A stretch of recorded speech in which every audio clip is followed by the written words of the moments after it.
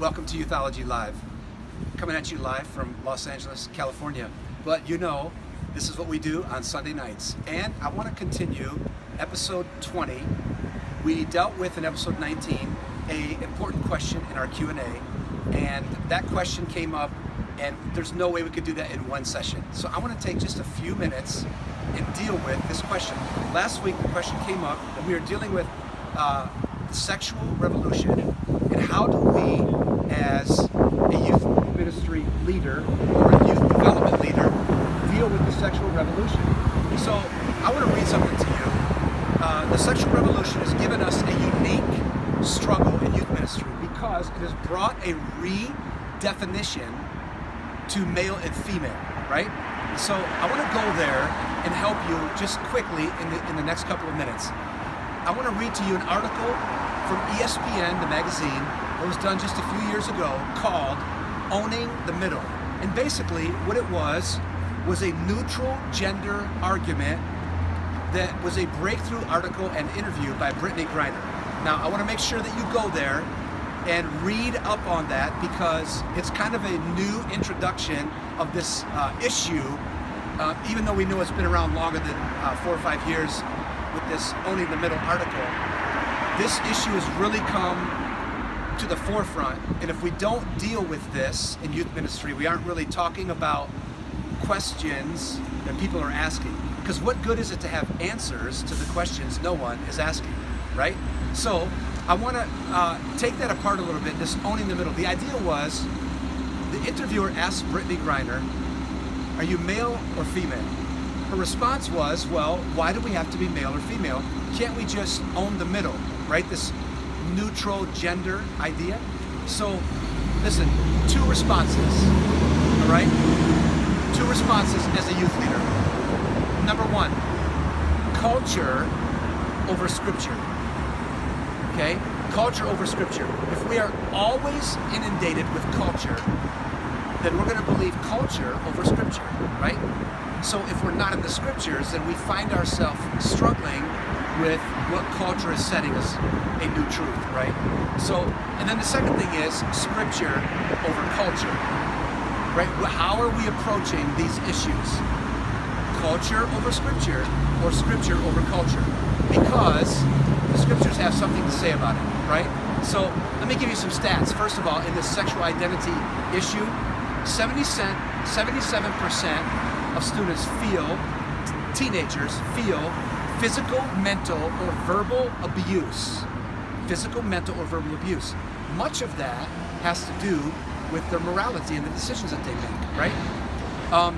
The third leading cause of death amongst 15 to 24, that would be the millennial set and the Gen Z set. The third leading cause of death is suicide, okay? One more. 1 in 3 girls is abused by a boyfriend. 1 in 3 girls abused by a boyfriend. 1 in every 200 teens is doing self-harm, bodily harm, right? Self-harm. So how do we deal with some of the reactions to what's going on with their sexual identity, right? I know not all of these stats are completely a part of the sexual identity issue, but I think much of that happens, okay? So, reading from that article, this is another quote on the sexual identity issue. Sexual identity has been described as a component, not the only one, but one of many components of an individual's identity.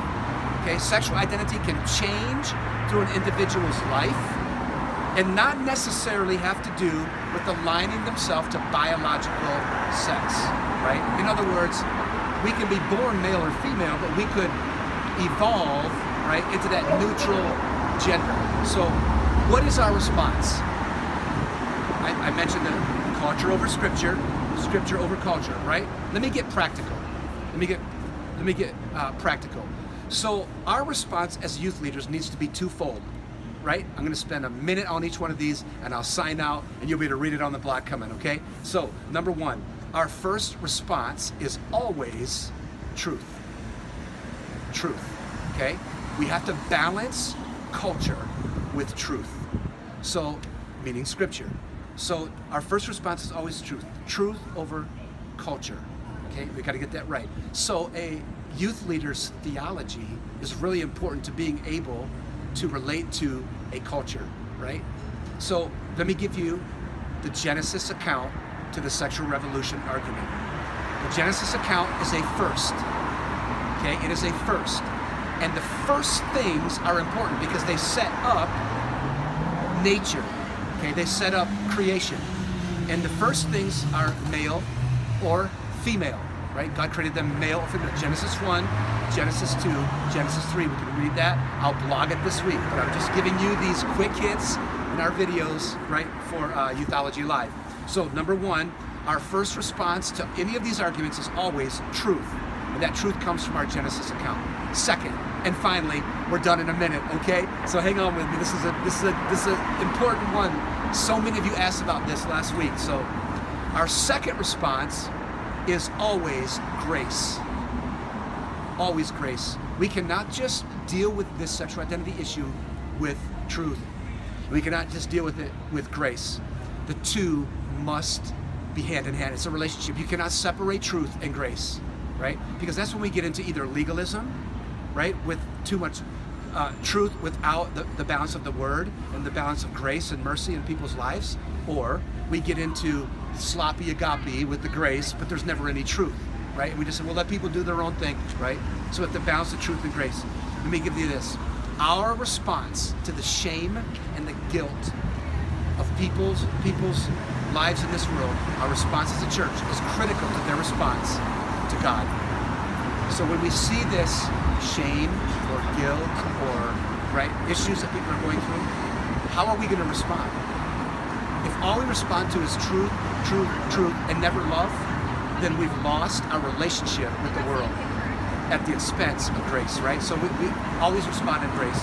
So what I'm going to do this week on the blog, I'm going to put these two here. I have 3 more, there's 5 total, of ways to respond to the sexual revolution and how we can build a relationship between the church, okay, and our language and our understandings, our what some call binary knowledge, binary being we have principles, and our relationship with the world, which is a non-binary setting, right? A world that has looser principles, right? A moral relativity. All right, so check in this week. You don't want to miss it. I'll post all of this by Tuesday on the blog at youthology.com and youtube.com also. God bless you. Have a great week.